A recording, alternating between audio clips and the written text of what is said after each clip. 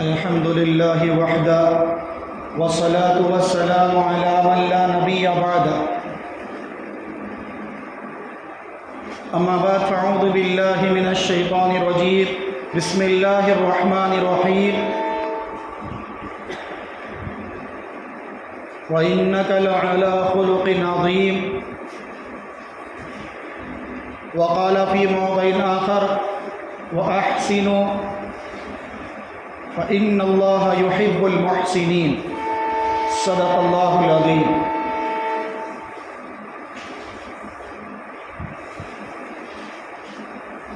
بزرگان محترم اور عزیز ایمانی بھائیوں،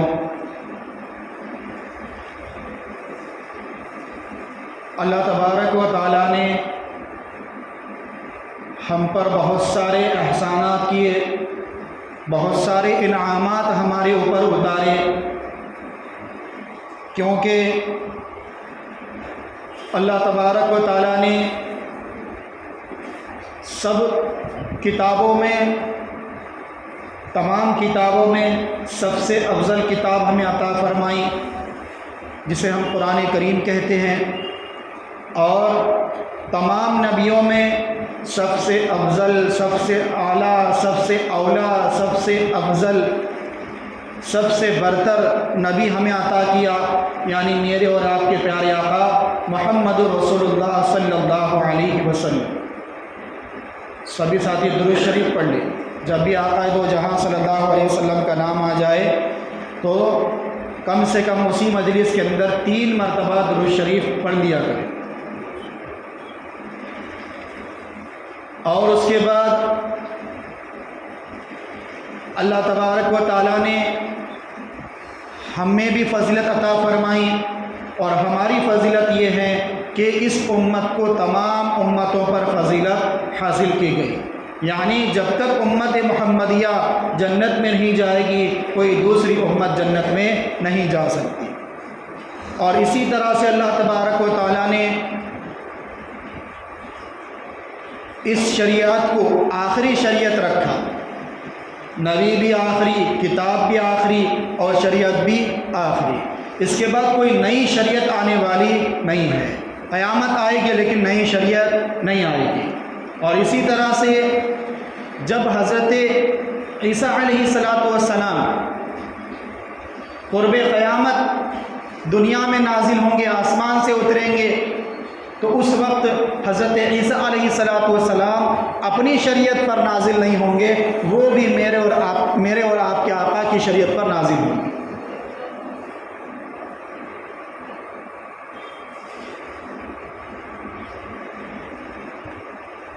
تو اللہ تبارک و تعالیٰ نے ہم پر بہت سارے احسانات کیے، بہت سارے انعامات ہمارے اوپر نازل فرمائے، اور میرے اور آپ کے پیارے آقا صلی اللہ علیہ وسلم کی خلق عظیم کو، حسن اخلاق کو اللہ تبارک و تعالیٰ نے قرآن کریم کے اندر بیان فرما دیا، کیونکہ یہ نبی آخری نبی ہے، اور تمام قیامت تک آنے والے ہر ایک انسان، ہر ایک جنات کے نبی ہے۔ اسی لیے اللہ کے رسول صلی اللہ علیہ وسلم اپنے اخلاق کا کیا کرتے تھے؟ ہر وقت مظاہرہ فرماتے، اپنے اخلاق ایسے پیش کرتے کہ سامنے والے کا دل نرم ہو جاتا اور وہ اسلام قبول کرنے پر آمادہ ہو جاتا۔ کیونکہ میں نہیں کہہ رہا بلکہ قرآن کریم خود کہہ رہا ہے وَإِنَّكَ لَعَلَىٰ خُلُقٍ عَظِيمٍ، کہ آپ خلق عظیم پر، یعنی بہترین اخلاق کے اوپر فائز تھے۔ آپ کے جیسے اخلاق نہ کسی نے پہلے دیکھے نہ بعد میں کوئی دیکھے گا، آپ کے جیسی سیرت، آپ کے جیسی صورت نہ کسی نے پہلے دیکھا تھا نہ کوئی بعد میں دیکھے گا۔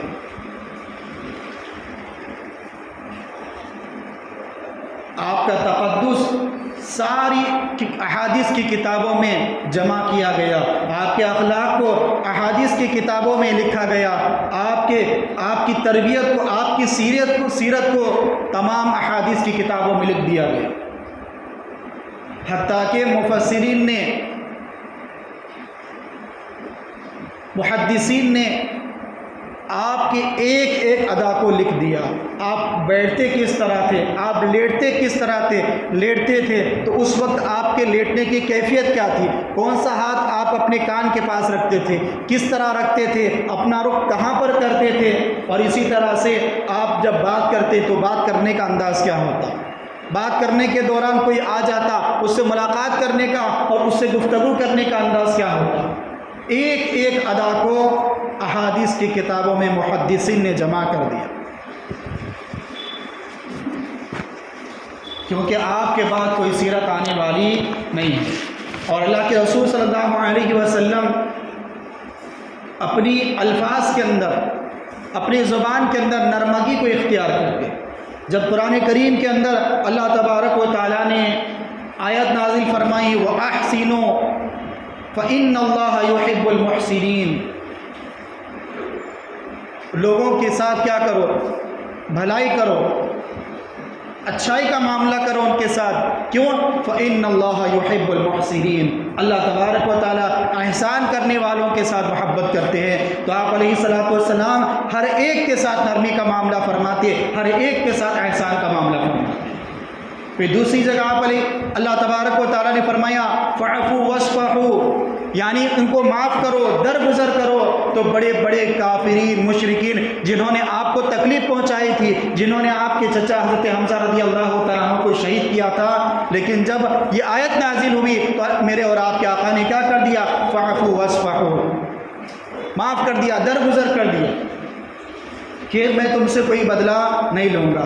اللہ نے تمہیں معاف کر دیا ہے تو میں بدلہ لینے والا کون ہوتا ہوں۔ معاف کرتے رہے، درگزر کرتے رہے، حتیٰ کہ آپ کے اوپر کچرا پھینکنے والی اس خاتون جب وہ بیمار ہو گئی تو آپ اس کی عیادت کے لیے تشریف لے گئے۔ آپ اس راستے سے گزر رہے تھے، دیکھا کہ آج تو سر کے اوپر کچرا نہیں گرا، گھر کا کوڑا نہیں گرا، تو آپ اس کے گھر پر تشریف لے گئے اور کہا کہ جو اماں جان مجھے روزانہ سر پر کچرا پھینکا کرتی تھی، کیا بات ہے آج میرے سر کے اوپر کچرا نہیں گرا؟ معلوم ہوا وہ بیمار ہیں، تو اس کی عیادت کے لیے گئے، اس کی عیادت کے لیے گئے، اس کی خیر خیریت پوچھی کہ کیسی اماں جان، طبیعت کیسی ہے۔ جس نے بھی آپ کے ساتھ برائی کا معاملہ کیا، آپ نے اس کے ساتھ اچھائی کا معاملہ کیا۔ پھر اللہ نے قرآن کریم کی آیت نازل فرمائی وَقُولُوا لِلنَّاسِ حُسْنًا، اور اپنی بات کے اندر نرمگی اختیار کرے۔ تو آپ نے اپنی بات میں اتنی نرمگی اختیار کی کہ اسی کا نتیجہ تھا کہ آپ نے صرف 23 سال کے عرصے کے اندر ہزاروں لاکھوں کی تعداد میں صحابہ کرام چھوڑ کر گئے۔ جب آپ کا انتقال ہو رہا تھا حجۃ الوداع کے موقع پر 1,44,000 صحابہ کرام تھے۔ کتنے؟ 1,44,000 صحابہ۔ ہم اتنی محنت کرتے ہیں، اتنی جد و جہد کرتے ہیں، لیکن ایسے کوئی تیار نہیں ہوتا۔ حالانکہ ہم ایمان والے سب، لیکن پھر بھی ہماری تقاریر سے بڑے بڑے اللہ والے تقریریں کرتے، سمجھاتے، اس کے باوجود ہم نماز پڑھنے کے لیے نہیں آتے، اس کے باوجود ہم صرف جمعہ سے جمعہ نماز پڑھنے کے لیے آتے۔ لیکن اللہ کے رسول صلی اللہ علیہ وسلم جن کو دعوت دے رہے ہیں وہ بے نمازی نہیں ہیں بلکہ بے ایمان ہیں، ایمان ہی نہیں ان کے دل کے اندر۔ ویسے لوگوں کو اللہ کے رسول صلی اللہ علیہ وسلم نے کیا کیا؟ کفر اور شرک کی وادی سے نکال کر، اس گمراہی سے نکال کر ایمان کی روشنی کے اندر لا کر کھڑا کر دیا۔ صرف 23 سال کے عرصے میں، 40 سال میں تو نبوت ملی آپ علیہ الصلوۃ والسلام، نبوت جو ملی 40 سال میں، پھر نبوت ملنے کے بعد 23 سال مکمل محنت کی، 23 سال، 13 سال مکی زندگی اور 10 سال مدینہ کی زندگی۔ اس 23 سال کی زندگی میں ایسی محنت کی اور ایسے صحابہ کے ایمان کو بنایا کہ صحابہ اپنی جان کو، اپنے مال کو، اپنی اولاد کو، اپنی بیویوں کو قربان کر دیتے۔ جب آپ علیہ الصلوۃ والسلام نے بتایا کہ ایک وقت ایسا آئے گا کہ کافروں کے دلوں سے ایمان والوں کا رعب ختم ہو جائے گا، مسلمانوں کا رعب ختم ہو جائے گا، اور ان کے دلوں میں ایک بزدلی آ جائے گی، تو صحابہ کو بزدلی کا مطلب ہی سمجھ میں نہیں آ رہا تھا کہ بزدلی کسے کہتے ہیں۔ کم ہمتی کسے کہتے ہیں ان کو پتہ ہی نہیں تھا۔ تو اللہ کے رسول صلی اللہ علیہ وسلم نے بتایا، تو صحابی نے پوچھا کہ اللہ کے رسول صلی اللہ علیہ وسلم کیا اس وقت ان کی تعداد کم رہے گی؟ کیا گنتی کے اعتبار سے وہ لوگ کم رہیں گے؟ اللہ کے رسول نے فرمایا نہیں، وہ لوگ زیادہ ہوں گے، زیادہ ہوں گے۔ پھر پوچھا کہ پھر بزدلی کیسے آئے گی؟ بزدلی کسے کہتے؟ کیونکہ صحابہ کرام کو بزدلی کا مطلب بھی نہیں معلوم۔ ایک مرتبہ سامنے سے کفار و مشرکین کا لشکر حملہ کرنے کے لیے آ رہا، ایک صحابی کھڑے ہوئے اکیلے ہے، پیچھے کوئی صحابہ نہیں ہے، اس کے باوجود بھی لڑنے کے لیے آگے بڑھ رہے۔ پھر چند صحابہ کرام آئے اور کہا کہ بھائی رک جاؤ، سامنے بڑا لشکر ہے، تم مر جاؤ گے، قتل کر دیے جاؤ گے، شہید ہو جاؤ گے۔ کیا کہا انہوں نے کہ مجھے سامنے جنت نظر آ رہی ہے اور تم مجھے جنت میں جانے سے روک رہے ہو؟ نہیں، میں رکنے والا نہیں ہوں۔ یعنی ان کے دل کے اندر بزدلی کسے کہتے ہیں، پست ہمتی کسے کہتے ہیں، ڈر خوف کسے کہتے ہیں، ان کو پتہ ہی نہیں تھا۔ ان کے دل و دماغ کے اندر بس یہی چیز بسی ہوئی تھی، اگر جیت گئے تو فتح پائیں گے، ہار گئے تو شہادت نصیب ہو۔ یہ تھے صحابہ کرام۔ کیوں؟ اللہ کے رسول صلی اللہ علیہ وسلم نے ایسی تربیت کو بنایا تھا، ان کی ایسی تربیت کو بنایا تھا کہ ہر چیز قربان کرنا ان کے لیے آسان ہو جایا کرتا۔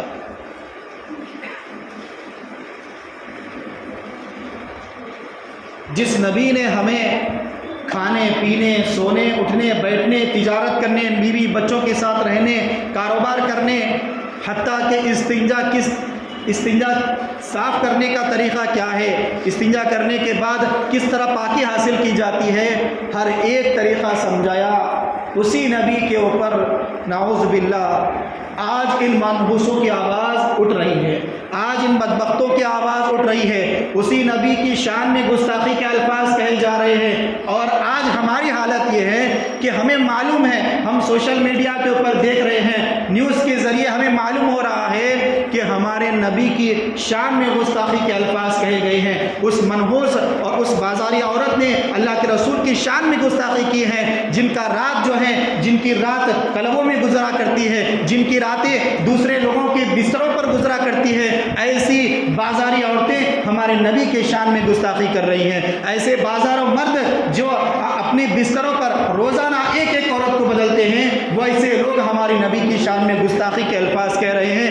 سوشل میڈیا کے ذریعے سے ہمیں ساری باتیں معلوم ہیں، اور یہ بھی معلوم تھا آپ لوگوں کو کہ اس جمعہ میں اللہ کے رسول صلی اللہ علیہ وسلم کا تقدس بیان کیا جائے گا، اسی عنوان پر مولانا بات کریں گے۔ لیکن آج دیکھ لیں کہ کتنے لوگ مسجد میں حاضر ہیں۔ یہ محبت ہے ہماری اللہ کے رسول صلی اللہ علیہ وسلم سے۔ صرف زبانی ایمان اور زبانی محبت قابل قبول نہیں ہے اللہ کے نزدیک، یاد رکھیں آپ۔ عمل ہونا چاہیے، عمل سے محبت کا اظہار کرے۔ صرف زبان سے کہیں گے آپ کہ میں اللہ کے رسول سے محبت کرتا ہوں، قابل قبول نہیں۔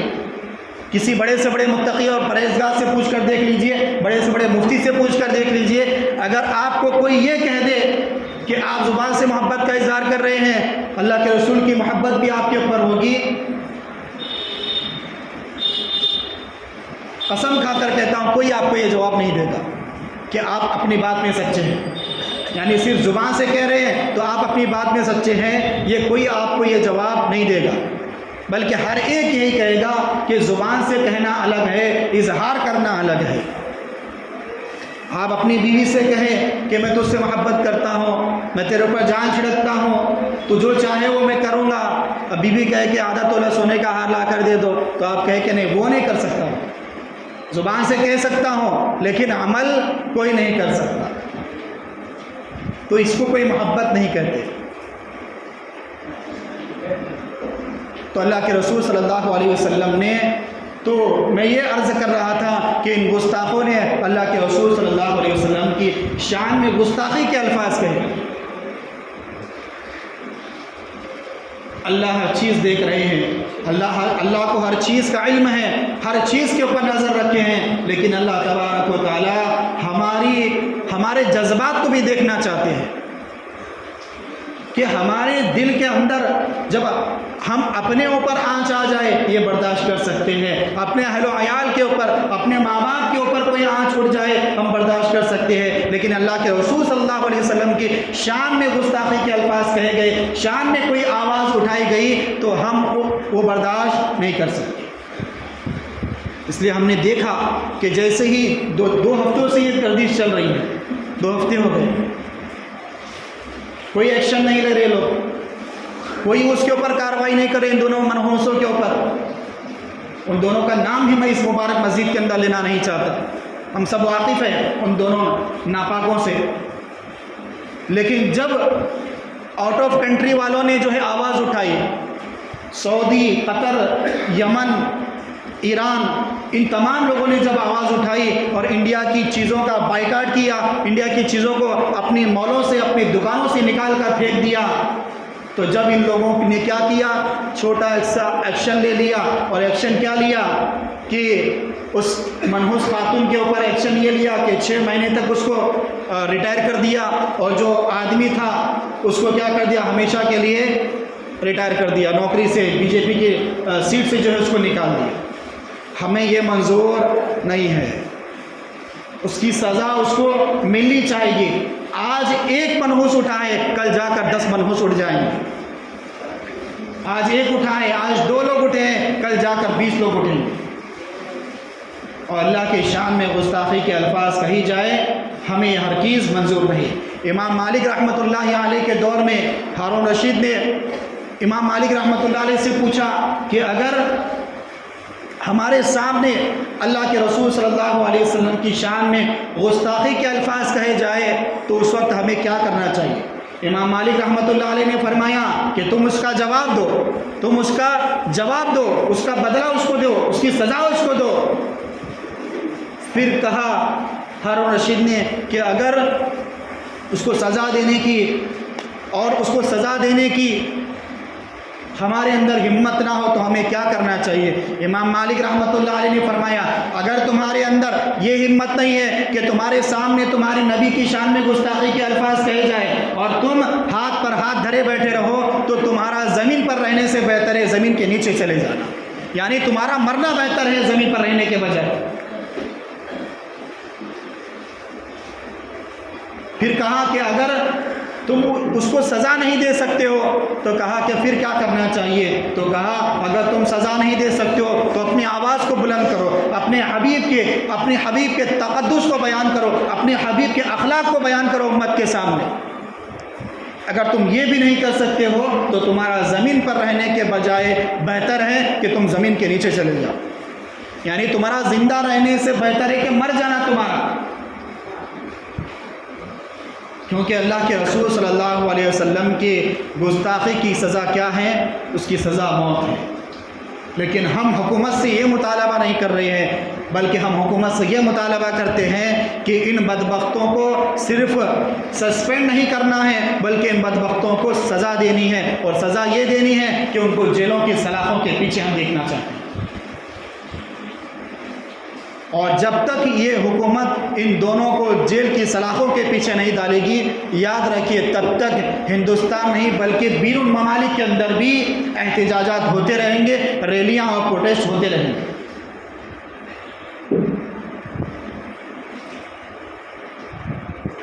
اس کا نقصان اور ایک یہ ہوا کہ یمن کا بادشاہ، وہاں کا لیڈر، اس نے کیا کیا کہ جتنے بھی غیر مسلم ملازمین تھے، کام کرنے والے تھے کمپنی کے اندر، ان ساروں کو کیا کر دیا؟ اس نے نکال پھینکا۔ جب جتنا انہوں نے کام کیا تھا اس کا حساب کر کے ان کی پیمنٹ ان کو ادا کر دی اور ٹکٹ بنا کر کے سب کو ہندوستان واپس بھیج دیا۔ کہا کہ جو لوگ جو قوم میرے نبی کے خلاف میں گستاخی کے الفاظ کہہ رہی ہے، اس قوم کے ایک فرد کو میں اپنی کمپنی میں ایک جگہ نہیں دے سکتا۔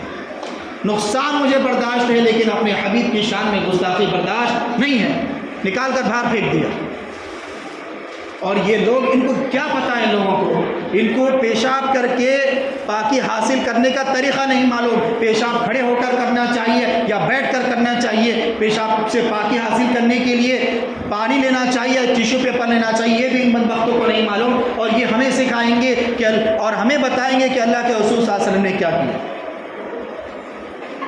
نعوذ باللہ اس منحوس خاتون نے یہ الفاظ کہے کہ اللہ کے رسول صلی اللہ علیہ وسلم نے ایک 9 سالہ لڑکی سے نکاح کیا، حالانکہ آپ کی عمر بہت زیادہ تھی۔ تو یاد رکھیے، اگر آپ علیہ الصلاۃ والسلام نعوذ باللہ، اور یہ لوگ یہ کہہ رہے ہیں کہ آپ علیہ الصلاۃ والسلام نعوذ باللہ خواہش پسند تھے، اگر آپ خواہش پسند ہوتے، مثالوں کو سن لیجئے، آپ اگر خواہش پسند ہوتے تو ہر ایک مرد کی خواہش ہوتی ہے کہ میرا پہلا نکاح کنواری لڑکی سے ہونا چاہیے، میرا پہلا نکاح 20 سالہ یا 18 سالہ لڑکی سے ہونا چاہیے۔ اور آپ علیہ الصلوۃ والسلام نے پہلا نکاح کس سے کیا؟ 40 سالہ خاتون سے کیا، اور وہ خاتون کیسی تھی؟ بیوہ خاتون تھی، جس کے 3 شوہروں کا انتقال ہو چکا تھا۔ ایسے خاتون سے اللہ کے رسول صلی اللہ علیہ وسلم نے شادی کی، جبکہ آپ کی عمر 25 سال کی تھی۔ کیا یہ خواہش پسند کی علامت ہے؟ دوسری مثال یہاں سن لیجئے، آپ علیہ الصلوۃ والسلام کی 11 ازواج مطہرات تھی، 11 میں سے 10 بیویاں ایسی تھی جو طلاق دی ہوئی تھی یا خلا دی ہوئی تھی، یا جن کے شوہر کا جب بیوہ تھی، طلاق یافتہ یا خلا یافتہ یا بیوہ، یہ تینوں میں سے ایک نہ ایک عورت تھی۔ 10 کی 10 خواتین، 10 کی 10 ازواج مطہرات، صرف ایک کنواری آپ کی اہلیہ محترمہ تھی، وہ تھی امی جان عائشہ صدیقہ رضی اللہ تعالیٰ عنہا۔ اب اس کے پیچھے بھی حکمت ہے بہت بڑی، اللہ کی حکمت پہ چھپی ہوئی تھی۔ کیوں؟ اس لیے کہ یہ 10 جو خواتین تھی، ازواج مطہرات تھی، یہ بڑی عمر کی تھی۔ کیا تھی؟ بڑی عمر کی تھی۔ اب مردوں کے اندر، صحابہ کرام کے اندر ساری باتیں اسلام کی اللہ کے رسول صلی اللہ علیہ وسلم بتائیں گے، لیکن عورتوں میں کون بتائے گا؟ بات سمجھیے، عورتوں میں دین کی دعوت کون دے گا؟ دین کی تعلیم کون سکھائے گا؟ اب یہ 10 ازواج مطہرات جو تھی، یہ طلاق یافتہ تھی، بڑی عمر کی تھی، عمر رسیدہ تھی، بوڑھی ہو چکی تھی، ایسی خواتین تھی۔ اب ان کے دل کے اندر علم حاصل کرنے کا اتنا جذبہ، ایک عمر ہوتی ہے، کیپیسٹی ہوتی ہے انسان کی کہ اس عمر تک علم حاصل کر سکتا، پھر جیسے وہ عمر ڈھل جائے تو ایک سستی اور کاہلی پنا آ جاتا، ایک دماغ بھی اتنا نہیں چلتا کہ اس چیز کو ہم کیچ کر سکیں، یاد کر سکیں۔ تو یہ 10 خواتین ان میں سے تھی کہ علم تو تھا، لیکن اتنا علم کا جذبہ ان کے اندر نہیں تھا جتنا کہ ایک کنواری اور ایک جوان لڑکی کا ہوتا ہے یا جوان لڑکے کا ہوتا ہے۔ تو یہ جو انتخاب کیا گیا حضرت امی جان عائشہ صدیقہ رضی اللہ تعالیٰ عنہ کا، یہ اللہ کی طرف سے انتخاب تھا، یہ اللہ کی طرف سے انتخاب تھا۔ کیوں؟ کیونکہ اللہ کے رسول صلی اللہ علیہ وسلم جو کم سے کم آپ علیہ الصلوۃ والسلام 13 یا 14 سال، اس کے بعد کم سے کم 13 یا 14 سال زندہ رہے، اس کے بعد آپ انتقال کر گئے۔ لیکن عورتوں میں دین کی بات کو کون سمجھائے گا؟ عورتوں میں دین کے پیغامات کو کون بتائے گا؟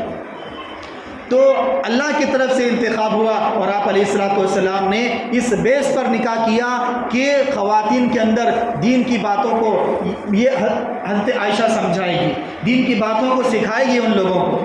اسی لیے حضرت عائشہ صدیقہ رضی اللہ تعالیٰ عنہ کے اندر جذبہ بھی تھا، شوق بھی تھا، اور ذہن کے اعتبار سے بہت ہی ہوشیار اور ذہین خاتون تھی، بہت ہی ذہین۔ اللہ کے رسول صلی اللہ علیہ وسلم کی ایک ایک ادا کو اپنے دماغ اور دل کے اندر بٹھا لیا تھا۔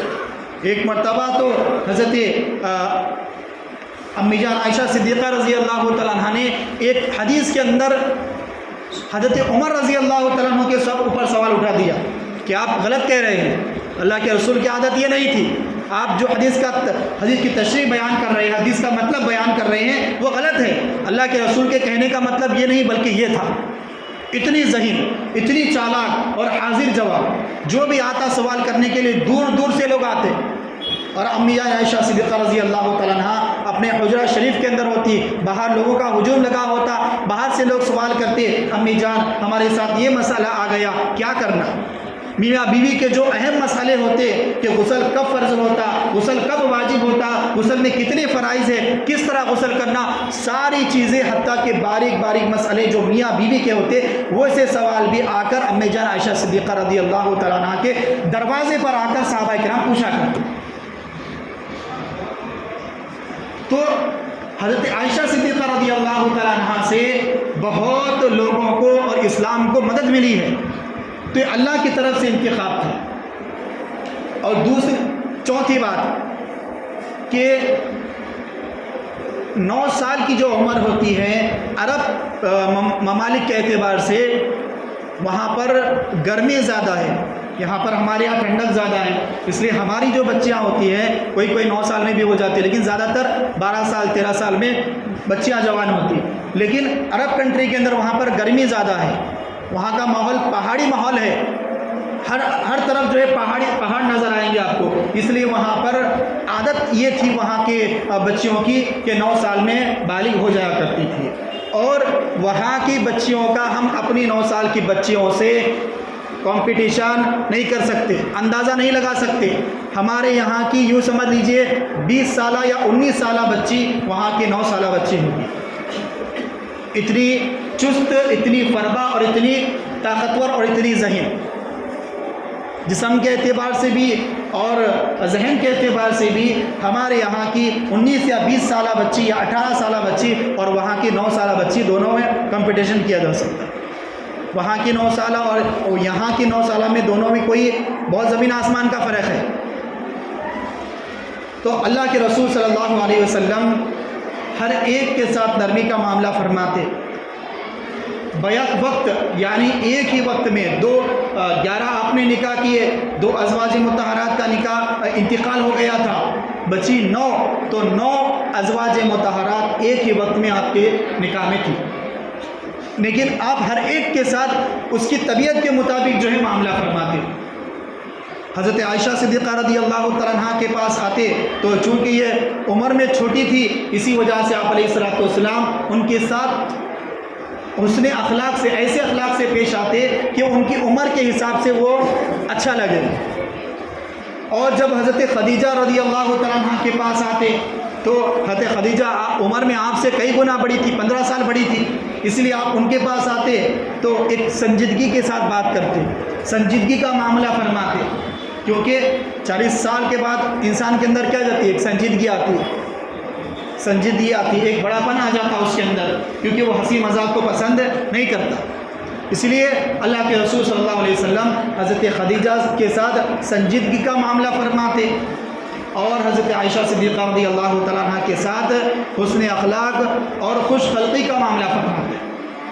ایک مرتبہ آپ علیہ الصلوۃ والسلام جا رہے تھے، صحابہ کرام بھی ساتھ تھے، اور صحابہ کرام کو آپ نے حکم دے دیا، جیسے ایک میدان آ گیا آپ نے حکم دے دیا صحابہ کرام کو کہ آپ لوگ کیا کریں، صحابہ کرام کو کہا کہ تم آگے چلے جاؤ، تم آگے چلے جاؤ، اور میں اور عائشہ پیچھے رہیں گے۔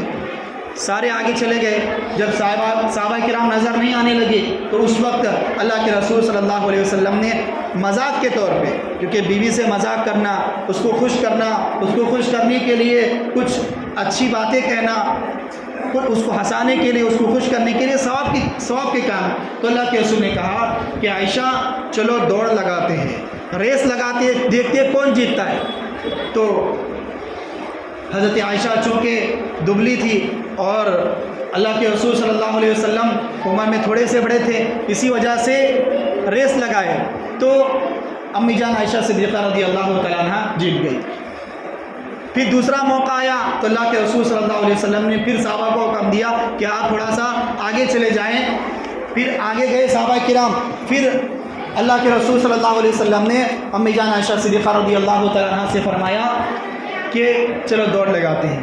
تو اس وقت امی جان عائشہ صدیقہ رضی اللہ تعالیٰ عنہ چونکہ ان کے جسم میں موٹا پن آ گیا تھا، فربہی آ گئی تھی، اسی وجہ سے اس مرتبہ بھی دوڑ لگائے تو امی جان عائشہ صدیقہ رضی اللہ تعالیٰ عنہ ہار گئی اور آپ علیہ الصلوۃ والسلام جیت گئے۔ جیتنے کے بعد آپ علیہ الصلوۃ والسلام نے حضرت عائشہ صدیقہ رضی اللہ تعالیٰ عنہ کے کندھے پر ہاتھ مارا، جتنے کے بعد لوگ کرتے بچے کرتے، تو ہاتھ مارا اور کہا کہ یہ اس کا بدلہ ہے، یعنی جو تم پہلے جیتی تھی یہ اس کا بدلہ ہے کہ اب میں جیت گیا۔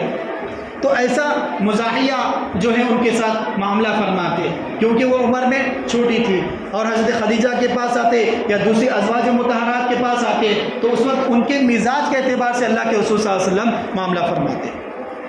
بہرحال اور بھی کئی بہت ساری باتیں ہیں جو اللہ کے رسول صلی اللہ علیہ وسلم کے حسن اخلاق پر، آپ کے تقدس پر ہزاروں لاکھوں احادیث موجود ہے احادیث کی کتابوں کے اندر، لیکن چونکہ وقت بہت کم ہے اور وقت زیادہ بھی ہو گیا ہے، ابھی جتنا میں دیکھ کر آیا تھا اور جتنی جو پوائنٹ کی باتیں اس میں نوٹ کر کے لایا تھا، آدھی باتیں بھی آپ کے سامنے بیان نہیں کر پایا۔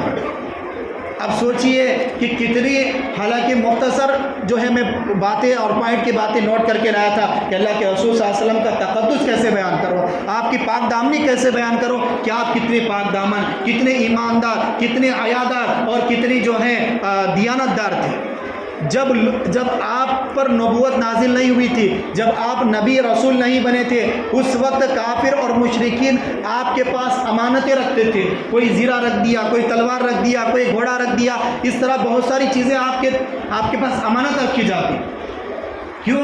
اس لیے کہ لوگ جانتے تھے آپ کے اسلام پھیلانے سے پہلے، آپ کو نبوت ملنے سے پہلے کی بات ہے یہ کہ آپ ایماندار ہیں، امانت دار ہے، دیانت دار ہے، خیانت نہیں کریں گے، لوگوں کے ساتھ معاملہ اچھا کرتے ہیں۔